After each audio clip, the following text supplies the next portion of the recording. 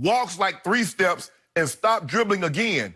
Skip, normally when we see refs miss a call, it's like the guy picks up his dribble on the way to the basket for a layup or something like that, or he forgets to put the ball on the floor before he takes off. And because they're calling traveling a lot more this year than what they have in the past. True. But at the top of at mid-court, when it's just LeBron and the defender and the official is right there. To miss that, so however many turnovers LeBron ended the season with, we just gonna add 1 to it. Okay. Because this was 1, Skip. Now his stat line is gonna say he had 12 assists and 1 turnover. But in actuality, he had 12 assists and 2 turnovers. Skip, I still don't know. Because I'm thinking the referee's thinking, I know, you know what, I know good and D well LeBron James ain't just dribble the ball, take 3 steps and start dribbling. There's no way, so I can't even call it. There's no way he did that. He did. He did it, Skip. And it shocked me. I'm like, and even the people on the side, Skip, the people in the front row, Bogdanovich is right there in front of, what are you doing? You're not gonna call this, because if you don't call this, I got no chance of guarding him. It's already, they already tasked me with an impossible task. But now you just gonna let him just pick the ball up and just carry it like he's carrying a football. He had a malfunction, Skip. You know, sometimes you're doing, my grandfather used to say, boy, you're trying to do too many things at once. So it's like, okay, he's getting ready to throw, because it looked like he was getting ready to pass the ball, and he said it. I was getting ready to pass the ball to KCP. He and Donovan Mitchell collide. He goes down, and so now I start dribbling again. So he's trying, you know, that's how his brain worked. He's a savant. You know what I'm saying? He really Rain Man on the he's Rain Man on the basketball court. Call him Rain Man with gym shorts on. That's what he is.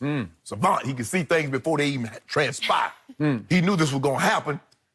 So Dustin Hoffman will play him in the LeBron. Yeah. No, I mean, Dustin, not a good fit. Unless he could, he got to work on the jump shot. Yes, Skip. But this was an egregious error, and the officials missed it. I don't know why they missed it. Only thing I can think of, there's no way LeBron picked his dribble up, walked 3 steps, and started dribbling again. But that's what he did. So they missed it. LeBron was right. He feel bad for the officials because they're going to get downgraded, and it's probably might hurt those guys for an opportunity to ref a playoff game, because at the end of the day, Skip, just like you're an NBA player or a player, you want to advance to the playoffs. That's what these officials want to do. That's ultimately how they're graded. That's how you're judged. That's why Joey Crawford and all these guys get the big names. Not the regular season games. It's the postseason and finals games. That's where you're like, whoa, I'm on a big stage. So they blew this one. They blew it. Did they? I'm trying to figure this out, and I'm wondering, is it possible LeBron had a senior moment? Oh, no. Did he have a senior moment in year 17? Because the more I watch this, the more unbelievable it gets. Because to your point, I've said this from day one about LeBron James. He has the highest basketball IQ in all of the game. And I don't think it's even close. This man is in his 17th season. He has played more than 57,000 NBA minutes. And you know and I know, when he first started dribbling a basketball, I don't know, was he 3 or 4? The first fundamental rule of basketball he was taught, or he learned on his own, was for every step you take, you have to dribble the ball. That's just, isn't that the most rudimentary rule of all? The whole game is based on you have to dribble for each stride that you take. So the other bizarre aspect of this malfunction was it didn't happen in the 4th quarter of what had become a blowout by then. It actually happened fairly early in the game, and guess what the score was at that point that happened? It was 11-3 Utah. At home, Utah had made its first 4 shots. Bogdanovich, that you just spoke of, had made his first 2 3-point attempts. Joe Ingles, who's just disappeared for most of the season, actually made his first and only shot of the game. He made a 3. Only 2 games that Joe Ingles has started was against the Lakers. There you go. And so he makes one, and then they had another Rudy Gobert dunk, and all of a sudden it's 11-3 Utah. So you can't tell me that LeBron had lost focus because, once again, they were steamrolling another Western Conference opponent, because they were not at that moment. So there was no reason to lose focus, but LeBron did say, and this is the truth, that he got momentarily distracted because KCP and Donovan Mitchell along the baseline right under the basket got tangled up. They ran into each other, and briefly, but only briefly, KCP goes down with one hand on the floor but pushes himself right back up in a flash. And yet it's possible, I'm trying to give him the benefit of the doubt here, it's possible LeBron was thinking in the back of his mind, is this going to be a little fracas? Is this going to be maybe a fight? Am I going to have to run down and try to split them apart? Sure. Are they going to go at it? And maybe he started walking with the basketball thinking, I'm waiting for the whistles to blow because there's maybe going to be a double technical or somebody's going to go to the free throw line. So I might give him that.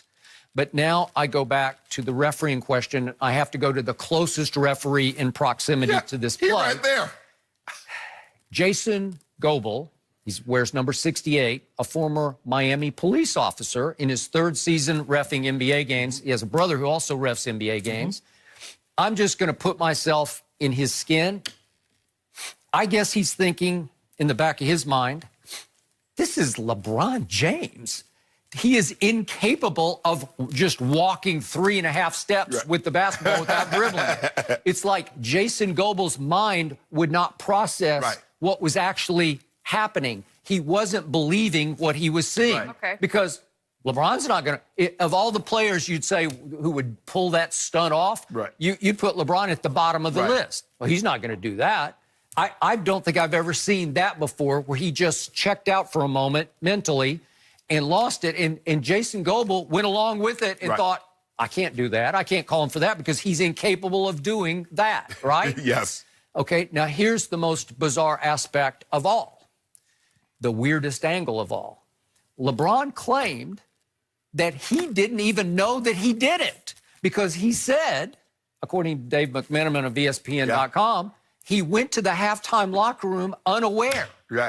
Oh, so wait a second. You just completely checked out for a moment? You went somewhere else? He said, the coach told me. Skip, Danny Green said, when did that happen? Danny Green didn't even know it happened. Okay, I get Danny Green because it just came and went so fast. Remember, the play continued. LeBron went ahead and kicked it to the wing to KCP. He did. And the play just went right on.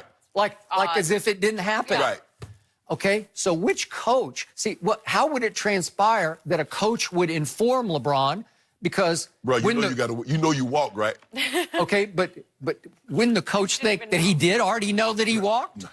Okay, and I'm going to guess on this because the coach he says talks most to him is Jason Kidd. So I'm going to assume, I could be wrong, that it was Jason Kidd. It could be Lionel Hollins. It could be anybody. But Jason Kidd. So to your point, Jason must have commented on it, maybe even made kind of a joke about it.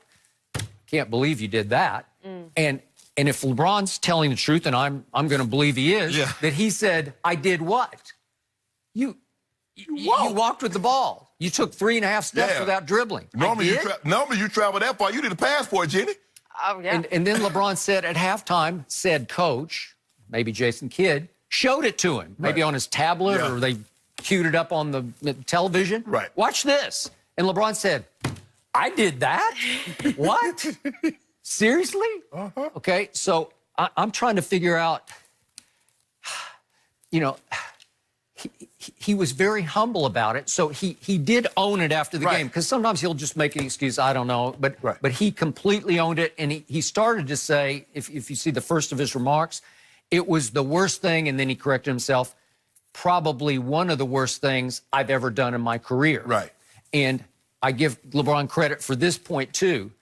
McMenamin pointed out that a fan heckled him during the game about it, and that he heckled himself back and said, you're right, that's one of the worst things I've ever done in my career. He said it to the fan courtside. Okay, I give you that. But here's the other point. We've seen some of these things happen to LeBron. Like, remember last year, we had a couple of little incidents where I'm saying, LeBron, what are you doing? Do you remember what happened? I don't know if we have this, at Phoenix. You know.